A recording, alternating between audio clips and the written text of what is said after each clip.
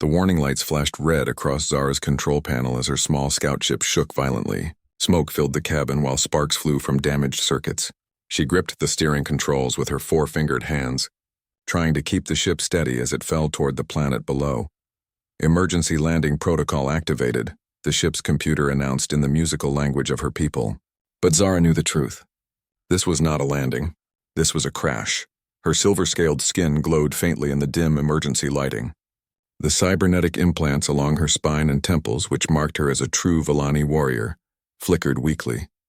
She could feel them failing inside her body, just like they had been failing for months. Soon, the implants that gave her people their strength and speed would stop working completely. When that happened, she would no longer be considered Villani at all. The ship hit the ground hard. Metal screamed against rock as it skidded across the surface of the unknown world. Zara was thrown forward against her restraints. Pain shot through her chest and arm. When everything finally stopped moving, she sat in silence for a moment, grateful to be alive. She checked her instruments. The ship was badly damaged. The communication system was dead. The life support would last maybe 2 days. Through the cracked viewport, she could see a strange landscape of red dirt and blue-green plants under an orange sky. This was not a Villani world. Zara activated her emergency beacon and stepped outside. The air was thin but breathable. In the distance, she could see lights that suggested a settlement. She had no choice but to seek help, even though she knew the risks. If other Villani found her before she could escape this sector, they would discover her secret. And when they learned that her implants were failing, they would kill her without hesitation. The walk to the settlement took several hours. Her injured arm throbbed with each step. The failing implants made her feel weak and dizzy. By the time she reached the edge of the colony, the local sun was setting, painting the sky in shades of purple and gold. The buildings were simple and functional, built from local materials. Signs were written in the angular script of the human language. Zara had studied human culture during her training, but she had never expected to find herself dependent on their help. The Villani considered humans to be a primitive species, barely worthy of notice despite their rapid expansion across the galaxy. She stumbled through empty streets, looking for anyone who might help her. Most of the buildings were dark. The humans seemed to sleep when their sun went down, unlike her people who remained active through all cycles of light and darkness. Finally, she saw warm light spilling from an open doorway. A sign above it showed pictures of tools and machinery, some kind of repair facility. Zara approached carefully, unsure of how the humans would react to her presence. Inside, she could hear the sound of metal being worked and the hum of electrical equipment. She peered through the doorway and saw a single human male working at a large table. He was smaller than a Villani warrior, with the pale pink skin and dark hair typical of his species. His clothes were stained with oil and grease from his work. The human looked up as her shadow fell across his workspace. For a moment, they stared at each other in surprise. Zara had expected fear or aggression, the usual reactions when species first encountered Villani warriors. Instead, the human's expression showed only curiosity and concern. "You're hurt," he said in accented but understandable Standard Galactic. He set down his tools and stood up slowly, keeping his movements calm and non-threatening. "Do you need help?" Zara hesitated. Every instinct told her not to trust an alien species, but her arm was bleeding through her torn flight suit, and she could feel her strength fading as the implants continued to fail. "My ship crashed," she said finally. "I need medical attention and repairs." The human nodded. "I'm Ben. I run this repair shop. I can help with both problems." He gestured toward a chair. "Please sit down. Let me take a look at that injury." Zara remained standing, studying him carefully. "Why would you help me?" "You do not know me or my people," Ben shrugged. "You're hurt and you need help. That's enough reason for me." He pulled out a clean cloth and a bottle of cleaning solution. "Besides, I've never met a Villani before. Your people don't usually visit our little colony." The casual way he spoke surprised her. There was no fear in his voice, no attempt to gain advantage from her weakness. Among her own people, such a situation would be seen as an opportunity to establish dominance or extract payment. "My people do not associate with humans," Zara said, finally accepting his offer of the chair. The relief of sitting down made her realize how exhausted she truly was. "Their loss," Ben said with a small smile. He began cleaning the cut on her arm with gentle, practiced movements. "We humans might not be as advanced as the Villani, but we've learned a thing or two about taking care of each other." As he worked, Zara found herself relaxing despite her training. His touch was careful and professional. He explained what he was doing as he cleaned and bandaged her wound, asking permission before each step. This was completely different from how Villani medical procedures were performed. "There," Ben said when he finished. "That should heal cleanly. Now tell me about your ship. What kind of damage are we dealing with?" Zara described the crash and the ship's condition. Ben listened carefully, asking technical questions that showed a deeper understanding of spacecraft systems than she had expected from a human. "I can't promise miracles," he said when she finished, "but I've worked on a lot of different designs over the years. If you can guide me through the Villani systems, we might be able to get you flying again." "Why?" Zara asked. "What do you want in return?" Ben looked confused. "Nothing. You need help and I can provide it. That's what we do here." This was impossible to understand.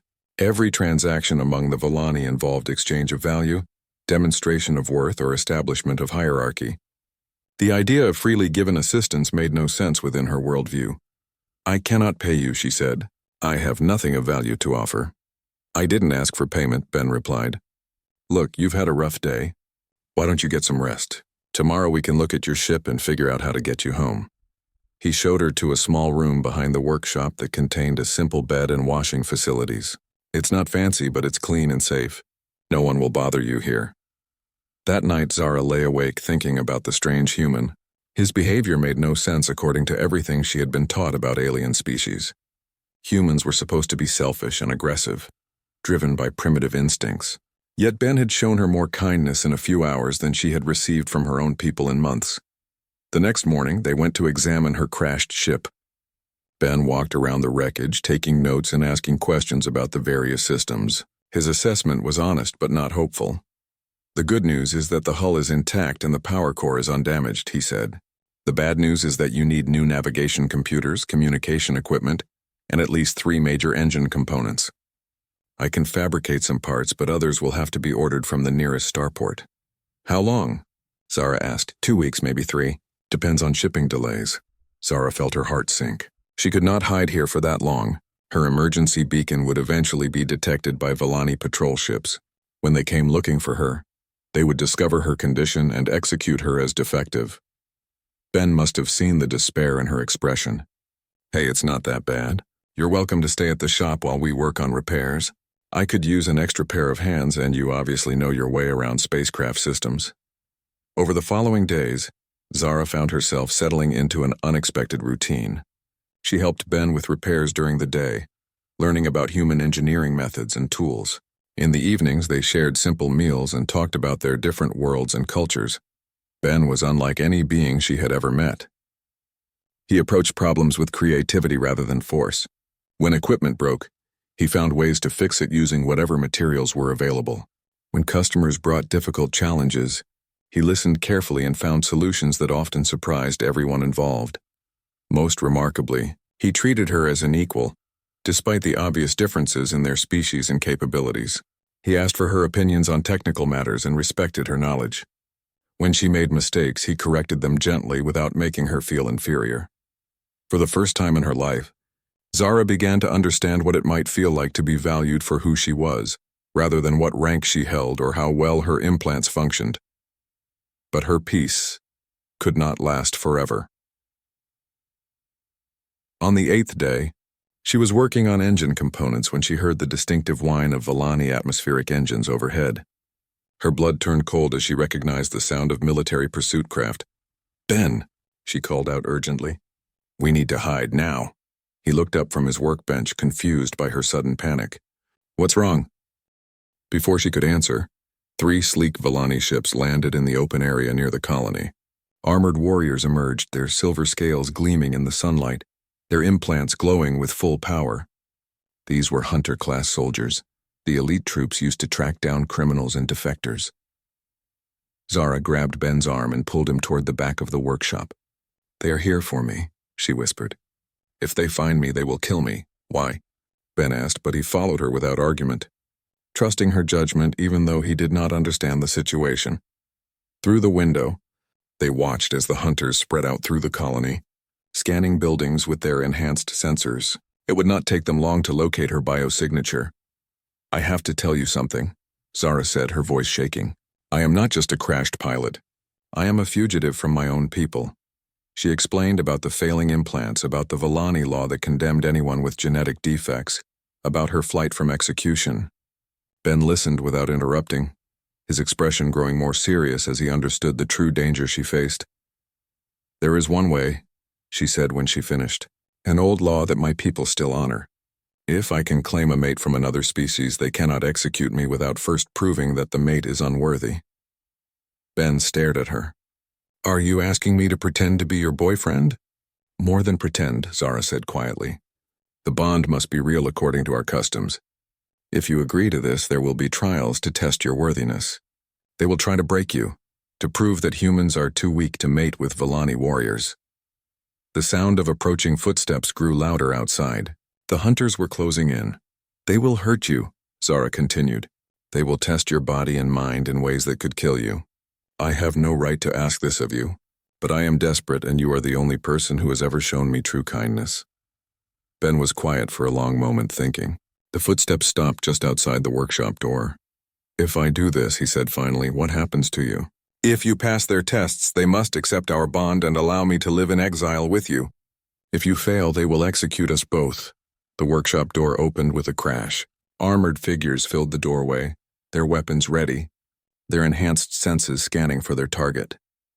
Ben looked into Zara's eyes and saw the fear there, but also something else: hope, trust, the belief that he might be brave enough to stand against an entire civilization for the sake of someone he had known for only 8 days. Zara of the 7th House, the lead. Hunter called out in the musical Villani language. "You will surrender now or face immediate execution for the crime of genetic deficiency." Ben stepped forward, placing himself between Zara and the warriors. His heart was pounding, but his voice was steady when he spoke. "She is under my protection," he said in Standard Galactic. "According to the ancient laws of your people, Zara has claimed me as her chosen mate. You cannot take her without first proving me unworthy." The hunters stopped in surprise. This was clearly not what they had expected to encounter on a primitive human world. The lead hunter's laugh was like the sound of breaking crystal. "A human? You claim a human as your mate? This is impossible." "It is the law," Zara said, standing up beside Ben. She reached out and took his hand in hers, making the formal gesture of claiming that would bind them together according to Villani custom. "I choose Ben of the human colony as my life partner. If you wish to challenge this bond, you must follow the proper procedures." The hunter leader looked back and forth between them, clearly trying to decide how to handle this unprecedented situation. Finally, he activated a communication device and began speaking rapidly in high-caste Villani that Zara could barely follow. While he waited for instructions from his superiors, Zara squeezed Ben's hand tightly. He had made his choice. Now they would both face the consequences together. "Thank you," she whispered. Ben squeezed back. "We'll figure this out," he said quietly. "Whatever comes next, we'll face it together." The hunter finished his communication and turned back to them with a cold smile. "The High Command has decided," he announced. "Your claim will be honored, but the human must prove his worth through the traditional trials. If he fails any part of the testing, you will both be executed immediately." He gestured toward his ships. "You will come with us now. The trials begin at dawn." As they were led away from the workshop that had become a temporary refuge, Zara realized that her desperate choice had changed everything. She had chosen Ben not just as protection from death, but as a partner who might help her discover what it truly meant to be alive. Now they would learn together whether a simple human mechanic could stand against the might of the Villani Empire and prove that some bonds were stronger than law, tradition, or genetic perfection. The Villani transport ship was unlike anything Ben had ever seen. The walls seemed to pulse with living light, and the floor felt warm beneath his feet. Zara sat beside him, her silver skin pale with worry as they traveled toward the massive mothership waiting in orbit above the colony. "Tell me about these trials," Ben said quietly, trying to keep his voice calm. "What should I expect?" Zara glanced at the hunter guards standing nearby. They showed no interest in their conversation, but she lowered her voice anyway. "There are 3 tests," she whispered. "First is physical combat. They will match you against a Villani warrior to test your strength and fighting ability. Second is mental endurance. They will try to break your mind with pain and fear. Third is the provider trial. You must prove you can protect and care for a mate. Ben nodded slowly. And if I fail any of them? We both die. The mothership's docking bay was enormous, filled with smaller craft and bustling with activity. Hundreds of Villani moved through the space with practiced efficiency. Their cybernetic implants glowed in patterns that Ben realized must indicate rank and function. He felt very small and very human among these towering, enhanced beings. They were escorted through gleaming corridors to a holding area where other aliens waited under guard. Ben saw species he did not recognize, all looking nervous and defeated. This was clearly where the Villani brought prisoners and those awaiting judgment. Why are there others here? Ben asked. Various crimes and disputes, Zara explained. The Villani rule this sector. They handle justice for many worlds. A tall figure approached their cell. This Villani was different from the others. His implants were gold instead of silver, and complex patterns were carved into his scales. He carried himself with the authority of high rank. I am Commander Vex, he announced in perfect standard galactic. I will oversee your trials, human. I must admit this is highly irregular. In 3,000 years of Villani law, no one has ever claimed a human as a mate. Maybe it's time for something new, Ben replied. Commander Vex's laugh was sharp and cold. We shall see. Your trials begin in 1 hour. Use this time to prepare yourself, though I doubt it will help. As the commander walked away, Zara turned to Ben with desperate eyes. You do not have to do this. Even now you could tell them you changed your mind. They would simply execute me and let you go free. Ben took her hands in his. I'm not going anywhere. We're in this together, remember? But you do not understand what you face. Villani warriors train from childhood for combat. Their implants give them speed and strength far beyond any natural being. In the mental trial, they will flood your mind with pain that would drive most species insane. And the provider test has broken warriors from a dozen different worlds. Maybe, Ben said, but I have something they don't expect. What? Ben smiled. I'm human.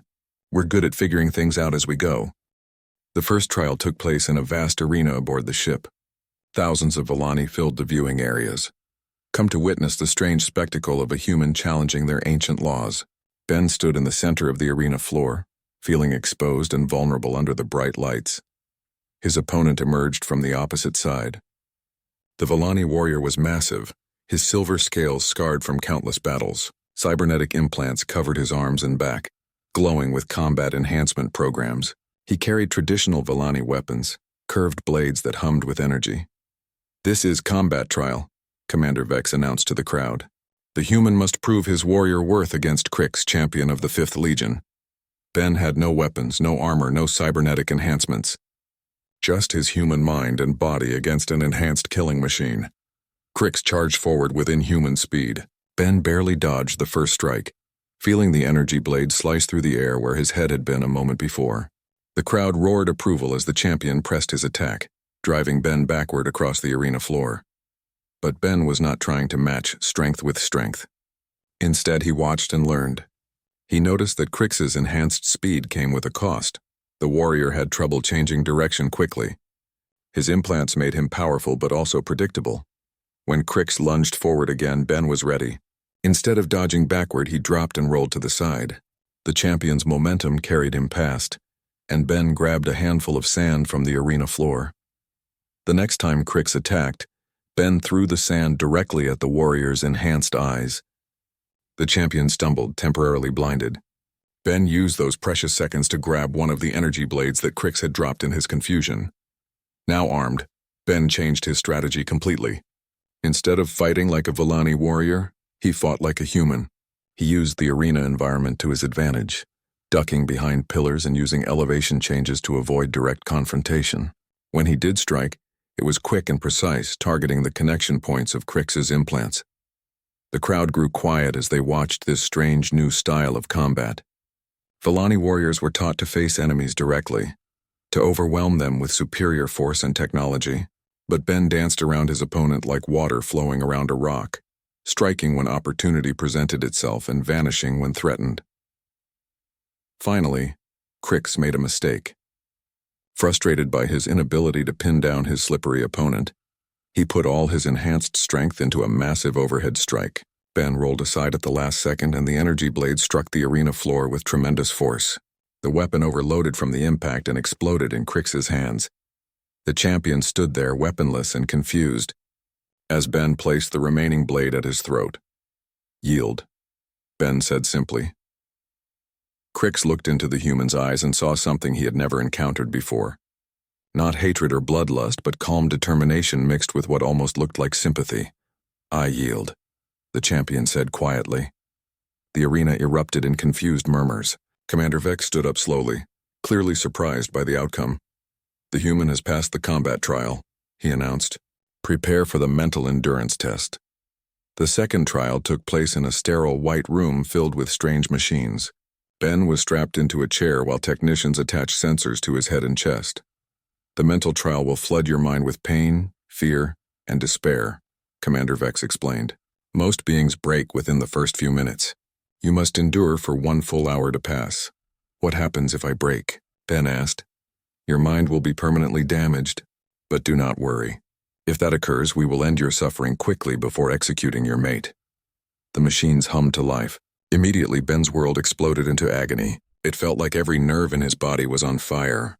Images of horror flashed through his mind. Visions of death, failure, and loss designed to break his spirit. But Ben had learned something important during his days with Zara. He had seen how the Villani approached problems with force and technology, trying to overwhelm opposition through superior power. The mental trial was the same concept applied to psychology. Instead of fighting the pain and fear directly, Ben did something the test was not designed for. He accepted it. He acknowledged the artificial sensations without letting them define his reality. When visions of failure tried to break his spirit, he remembered the kindness he had shown Zara and the trust she had placed in him.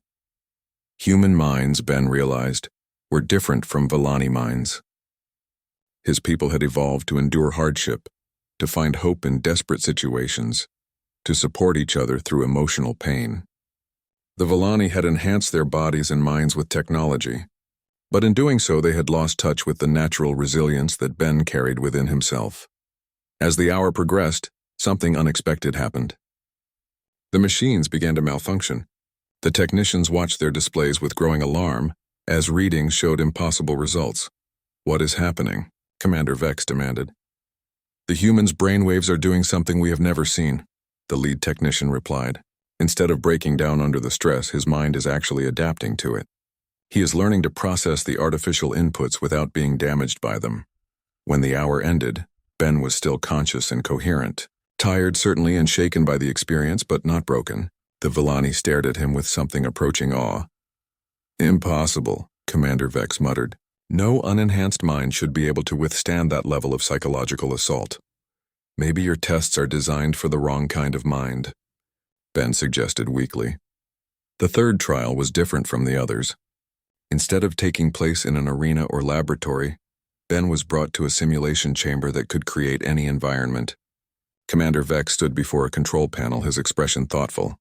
"The provider trial tests your ability to care for and protect a mate," he explained. "I will create a series of scenarios.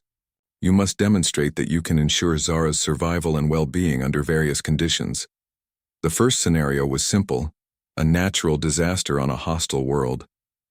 Ben found himself and Zara in a simulated environment where volcanic eruptions and poisonous gas threatened their survival. Most Villani would approach this challenge by using superior technology and physical capabilities to overcome the danger. Ben took a different approach. He focused entirely on Zara's needs, using his human creativity to find solutions that kept her safe and comfortable. When they needed shelter, he built it from available materials.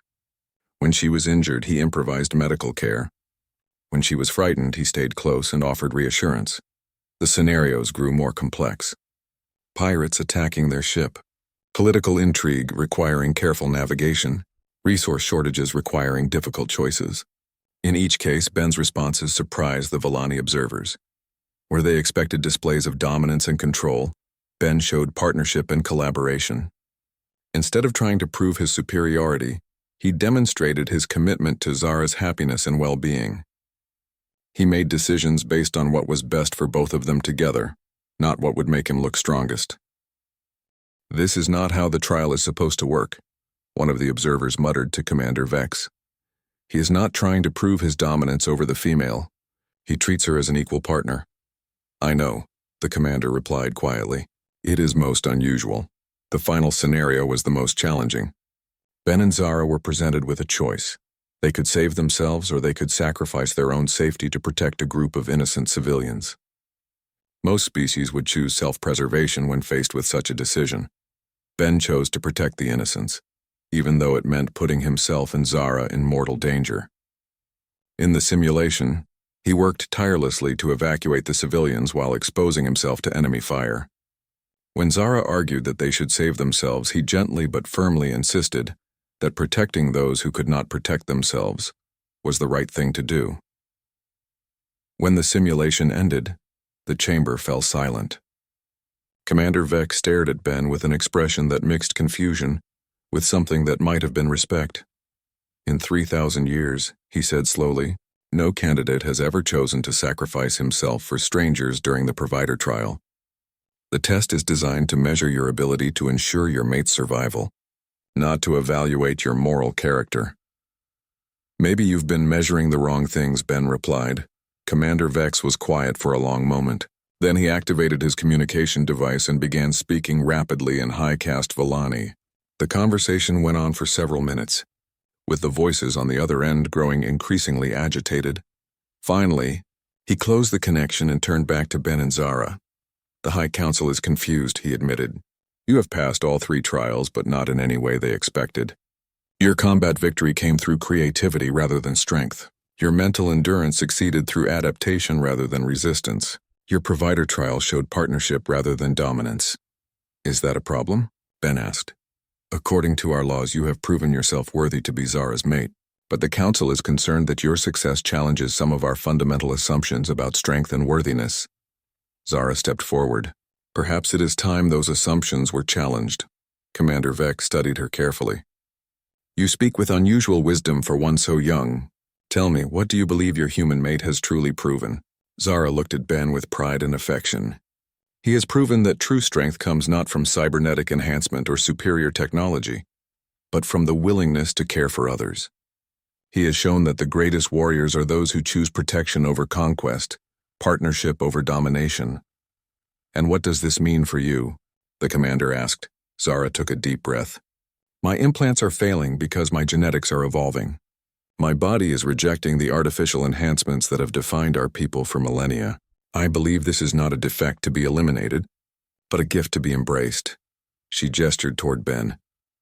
"This human has shown me what we have lost in our pursuit of technological perfection: empathy, compassion, the ability to find strength in gentleness. Perhaps my failing implants are not a sign of weakness, but of evolution toward something better." Commander Vex was quiet for a very long time. When he finally spoke, his voice was thoughtful. "The High Council has made their decision. Your bond is officially recognized under Villani law. You are free to go wherever you choose." He paused. "However, they have also made an unusual request. They would like you both to remain as cultural ambassadors, to help our species understand what we might learn from human approaches to partnership and problem-solving." Ben and Zara looked at each other. Without words, they both understood that this was bigger than just their personal survival. This was an opportunity to bridge the gap between 2 very different civilizations. "We accept," Ben said. 6 months later, Ben stood in his workshop on the human colony, but now it served a very different purpose. Villani and human engineers worked side by side, learning from each other's approaches to technology and problem-solving. Zara moved among them, her failing implants now seen not as a disability, but as a symbol of evolution toward a new kind of Villani. Their bond had become something neither species had expected. Not a desperate choice made in fear, but a partnership that showed both civilizations new possibilities for growth and understanding.